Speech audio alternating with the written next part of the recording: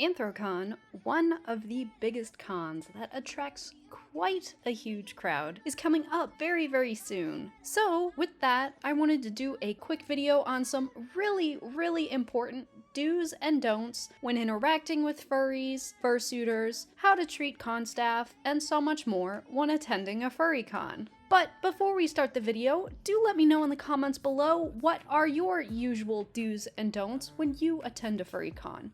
And let's see which ones we have in common. I can feel the sweat inside my palms. Play with me like cats and a string. You don't understand the pain it brings. So the first one up on this list is do be sure to hydrate. Getting dehydrated in your suit is a real and very possible danger. You may think you are having fun and being able to suit for hours on end, when in reality you are actually sweating out quite a bit of water, and you're going to need to replenish all of that lost liquid at some point. So be sure to hydrate often, as well as what leads into my second point is do take breaks in suit. Yeah, you think you are invincible and you think that you can go and suit for hours and hours on end, but I promise you, you are either setting yourself up for disaster, passing out, or you're going to hurt yourself and be unable to suit for the rest of the event or the rest of the con, depending on where you're at. This leads to my third point, which is don't drink too much alcohol in suit. You are running around, you are probably not eating, and of course, you are not drinking. You're dehydrated, you're tired, and alcohol is going to hit you a lot harder and a lot faster in suit. You also don't want to throw up in your suit. Trust me, that is awful to clean up. Don't overexert yourself. This could mean a lot of different things. Don't run around, don't pull something, don't knock into someone else. You risk passing out, you risk getting an injury, you risk breaking something, and so many other different things. You don't want to end up having the ambulance called, and guess what happens if you pass out and the ambulance and the EMTs can't get you out of your suit because you passed out on the floor? They cut open your suit. So even if you don't care about yourself, but you care about your suit, don't overexert yourself to the point of exhaustion and passing out. The EMTs are now forced to damage your costume that's worth thousands upon thousands of dollars. Just don't do it. When your body's telling you to stop, just stop. And fifth on this list is do shower both before and after you suit. Not only does showering before you get in your suit help keep your suit cleaner longer, but after you're done suiting, you're sweaty, you're stinky, and we all know no one wants to smell like a BO taco at the con. So please be courteous to others and shower before and after suiting. You don't want to smell someone else, we don't want to smell you. And along these lines, do wash your undersuit garments, whether that is sweat wicking under armor, a t-shirt and jeans, whatever you wear under your suit, wash it. It's got sweat on it, it stinks just as bad as you, if not more, if you haven't washed it in a while. Furthermore on this, do clean your suit often. Yes, at a con this might be harder, so spraying your suit down is probably the best you can do at the time, but once you're done at a con, be sure to give your suit a good brushing, a good clean down, a good bath, whether you soak it in the bathtub, whether you put it in the washer, depending on what your suit's specifications are, because not every suit can be washed the same way. Just clean the suit up, especially if it stinks, especially if you sweat buckets like me. No one wants to smell you, and letting your suit sit for months in sweat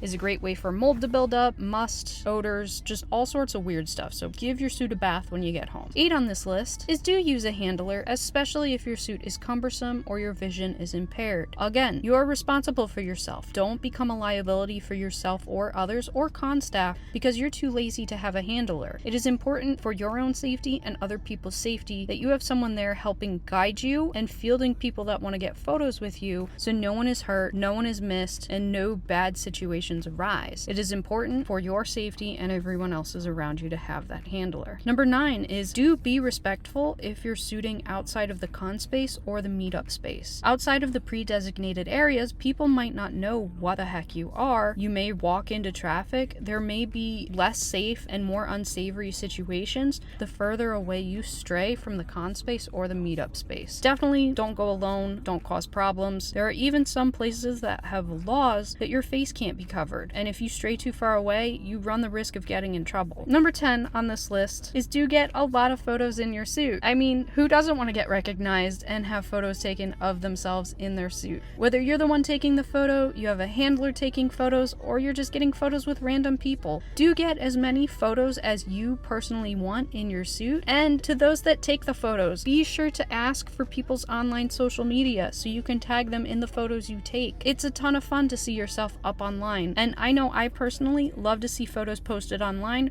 rather than just lost forever to the void of just being stored in someone's phone that they never use. Suitors, you can even also ask the person getting the photo to send that to you. Give them your social media, or if you don't care about giving your phone out, give your phone number out. Again, use safety and precaution if you do that, because there are weirdos out there. I personally wouldn't give my cell phone out, but you do you, just a suggestion. 11 on this list is don't think that suits equal consent. Whether you are a furry or a non-furry, consent is always important. Cosplay does not equal consent. Fursuiting does not equal consent. Always ask for everything. If you wouldn't want it done to you, don't do it to the suitor. Remember, there is a person underneath there. Don't grab their chest, don't grab their crotch, don't grab their tail, don't scratch their fur. Just ask for everything. Ask for a photo, ask for a hug, ask if you can say hi, ask if you can boop their nose. There are so many different reasons why someone would say no, but guess what? It is never anything personal unless you're being an asshole. It's nothing personal against you, and it probably has everything to do with the suitor.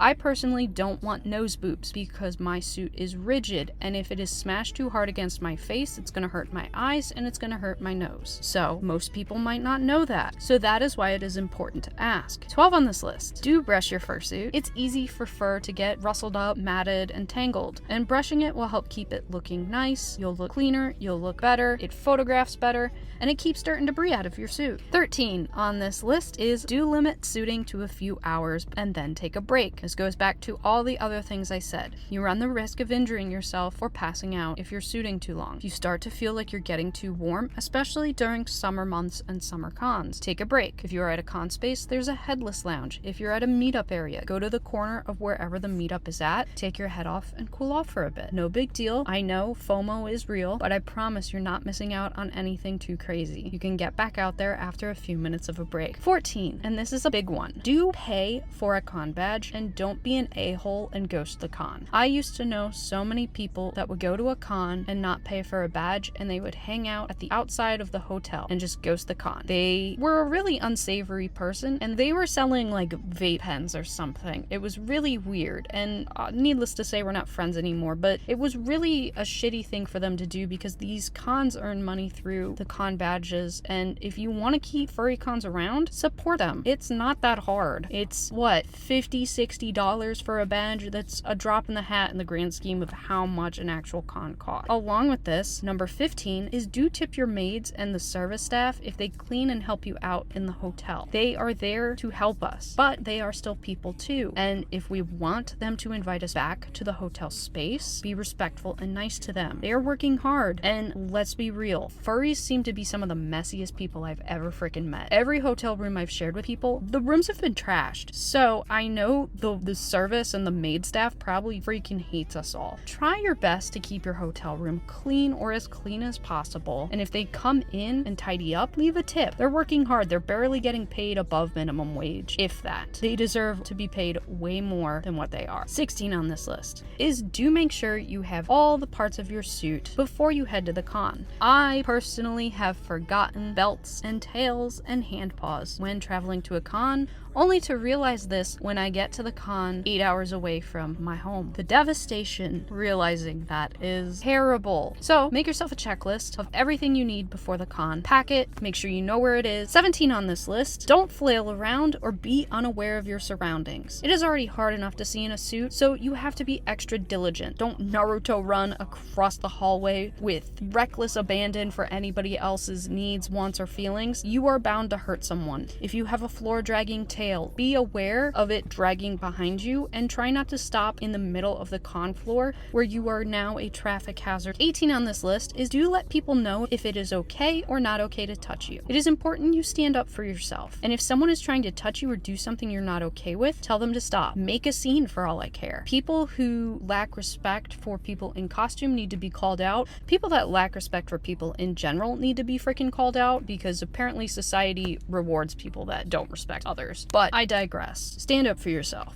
And before I get on to my next do and don't here, I did want to cut in and say, if you are enjoying this video, please consider liking and subscribing to my channel, as your support really does help me grow as a small YouTuber. So I appreciate your support in advance here, guys. But now let's get back into our next do and don't, which is number 19. Stand up for yourself if someone is stalking, being weird, or harassing you. Go to the con staff. Go to the police. I'm not a big fan of the police, but go to the police. I know they are on patrol at these cons for safety reasons and for all other sorts of reasons, and some of them are nice. But if you are in danger, get them. Get the con staff. Get some form of security. Get your friends, and make this person who is being weird, stalkerish, and harassing you, make them regret doing it, because no one is going to learn to stop unless they are called out and held responsible for it. So be proactive. Number 20, be nice to the con staff. A lot of these people do this as a second job, as volunteer work, or out of the kindness of their hearts. They are what make these cons possible. So don't piss them off. Be nice, be respectful, help them if they need it, or volunteer. 21, do try to eat at least once or twice during the day at the con to keep your body healthy and allow you to suit for as long as possible. Don't skip meals. It's a great way to pass out, get low blood sugar, and all sorts of other health concerns. And if you are drinking, eating will help you not get so drunk so fast, which can be extremely problematic. I know a lot of people want to party and get hammered, but I promise that slow burn, that slow drunken stupor is much more fun than knocking back 20 shots and blacking out. That's no fun. So make sure you eat, feel your body, and you'll be okay. 22, do interact and talk with others at the con. I have videos on how to make furry friends. Interacting with people at meetups and furry conventions were 2 of those on that video.